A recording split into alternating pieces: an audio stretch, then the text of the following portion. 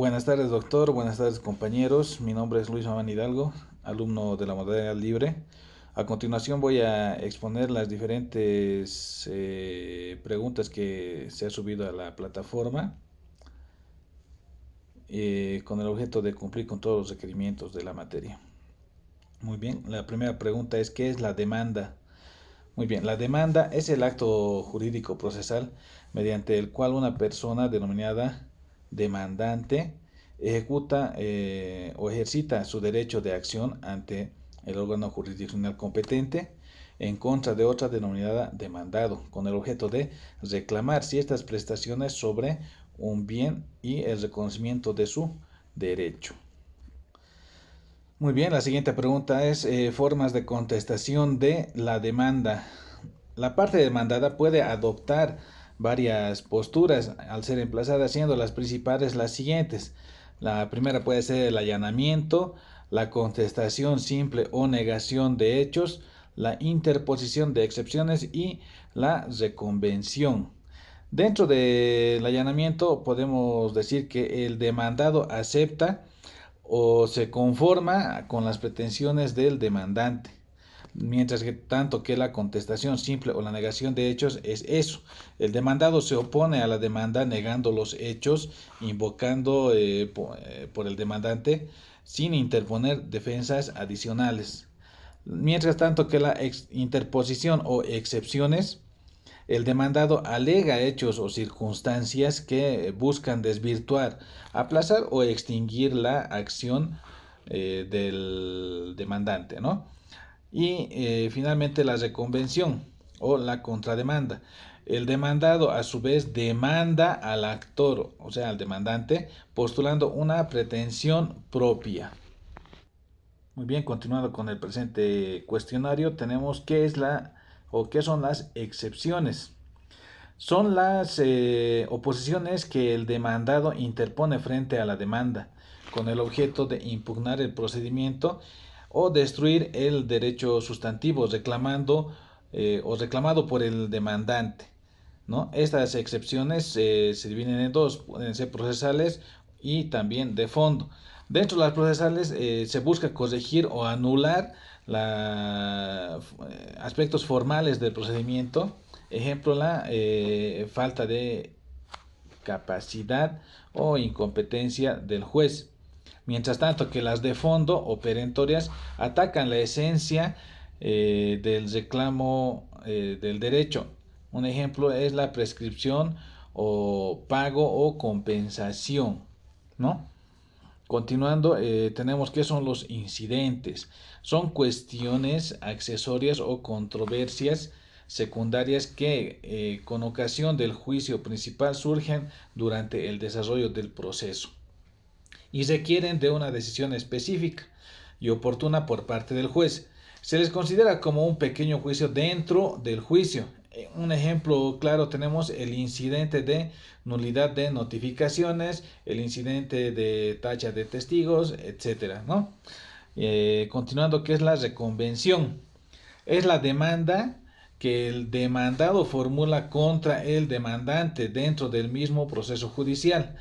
Al momento de contestar la demanda, se convierte en una contrademanda, buscando que el órgano jurisdiccional competente resuelva también una pretensión del demandado, en esta vez, ¿no?, en contra de quien originalmente lo ha demandado. ¿En qué casos procede la reconvención? La procedencia está generalmente sujeta a que la pretensión del demandado, o sea, la reconvención, tenga relación lógica con el objeto o la causa de pedir de la demanda original. El principal requisito es la conexividad entre ambas pretensiones, buscando la economía procesal al resolver las controversias relacionadas en un solo juicio. Así también tenemos qué es la prueba. La prueba es el conjunto de medios y actuaciones que se lleva a cabo en el proceso, con el objeto de demostrar la veracidad de los hechos alegados por las partes que sirven de fundamento a sus pretensiones o defensas, ¿no? Busca crear en el juez la certeza sobre la existencia o inexistencia de los hechos relevantes. Asimismo, continuando con el cuestionario, tenemos también cuáles son las clases de prueba. Bueno, las pruebas se clasifican según el medio utilizado, siendo las más comunes la prueba documental, la prueba testimonial, la confesional, la pericial, la inspección o reconocimiento judicial y la presuncional, ¿no? Dentro de la prueba documental son los instrumentos públicos o privados, contratos, escrituras, oficios y demás documentos. La testimonial pueden ser las declaraciones de personas ajenas al litigio, los testigos, ¿no? Sobre los hechos que se les constan. Dentro de la confesional es la declaración de una de las partes sobre los hechos propios que le perjudican. Dentro de la pericial podemos decir que son los dictámenes de expertos, peritos en la materia sobre conocimientos científicos, artísticos o técnicos que nos van a ayudar a llegar a un veredicto final, ¿no? La inspección o reconocimiento judicial es el examen directo del personal del juez sobre lugares, personas o cosas que tengan relación con el tema en cuestión, ¿no? La presuncional son las deducciones que el juez hace a partir de un hecho probado para llegar a otro, ¿no? Muy bien, continuamos. ¿Qué es la sentencia? Bueno, la sentencia es la resolución judicial dictada por el juez competente o el tribunal que pone fin al proceso en una instancia, resolviendo de esta manera la cuestión principal o el fondo del litigio, la cual es la controversia, ¿no? Sometida a su conocimiento. Es la declaración de voluntad del Estado a través del órgano jurisdiccional competente, ¿no? ¿Cuáles son las clases de sentencia en materia civil? Bueno, las clases de sentencia en materia civil se clasifican principalmente según su contenido y su efecto. Podemos citar las sentencias declarativas, las cuales se limitan a declarar o reconocer la existencia o inexistencia de un derecho o situación jurídica. Un ejemplo es la declaración de heredero. Tenemos también las sentencias constitutivas, las cuales crean, modifican o extinguen la situación jurídica preexistente. Un ejemplo tenemos el divorcio, la anulación de contrato también, ¿no?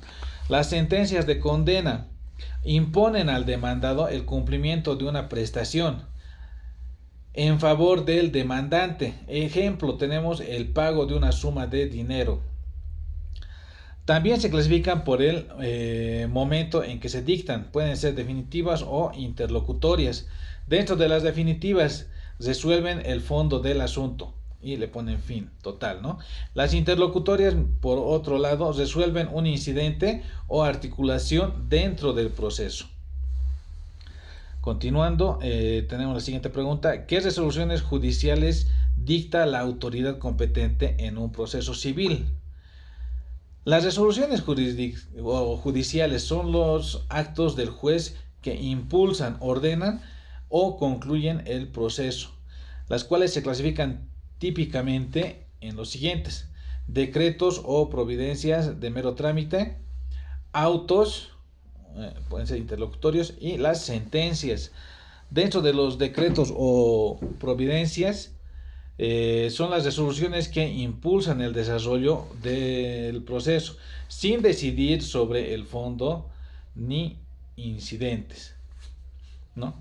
Ahora, los autos son resoluciones que deciden un incidente o una cuestión accesoria o resuelven puntos importantes que no son el fondo del litigio.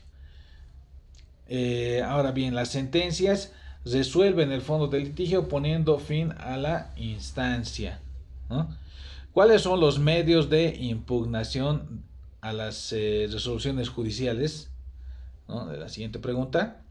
Estos son los mecanismos procesales que tienen las partes para solicitar la revisión de las resoluciones judiciales, decretos, autos o sentencias, por un órgano jurisdiccional superior o por el mismo juez con el fin de corregir los errores, modificar o anular la resolución. Los principales son los siguientes: recursos de reposición y recursos de apelación asimismo también los recursos de casación. Para los recursos de reposición, para impugnar decretos o autos siendo resuelto por el mismo juez que los dictó. Por otro lado, los recursos de apelación sirven para impugnar autos definitivos o sentencias siendo resuelto por el Tribunal Superior Jerárquico. ¿No? Por otro lado, y finalmente los recursos de casación sirven para impugnar sentencias definitivas de última instancia buscando un control de legalidad. Para finalizar el presente cuestionario tenemos cuáles son los actos procesales en ejecución de sentencia luego de la sentencia ejecutoriada. Bueno, una vez que la sentencia se ha quedado ejecutoriada, comienza la etapa de la ejecución, cuyo objetivo es materializar o hacer cumplir lo ordenado, y los actos procesales son los siguientes: la petición de ejecución, el auto de ejecución, el embargo, el avalúo, el remate y pago al acreedor, ¿no? La petición de ejecución. El vencedor, en este caso del juicio o la demanda, solicita al juez que se inicie el cumplimiento forzoso de su dictamen. El auto de ejecución. La resolución judicial que ordena requerir al deudor o ejecutado para que cumpla voluntariamente la obligación en un plazo determinado, ¿no? En este caso determinado por el juez competente. El embargo. Si el ejecutado no cumple, se procede a identificar y asegurar bienes suficientes de su propiedad para cubrir el monto de la condena y así dar la finalización y el cumplimiento a su auto final. El avalúo. Se determina el valor de los bienes embargados por medio de peritos en la materia. El remate, ¿no? O la subasta, como comúnmente también conocemos, se procede a la venta pública de los bienes embargados para obtener dinero con el cual se pagará al demandante, ¿no? Y finalmente tenemos el pago al acreedor, en el cual se entrega al demandante el producto del remate hasta cubrir el monto total de la condena. Muy bien, les agradezco mucho por su atención y espero que la presente exposición haya sido de su agrado. Muchas gracias, permiso.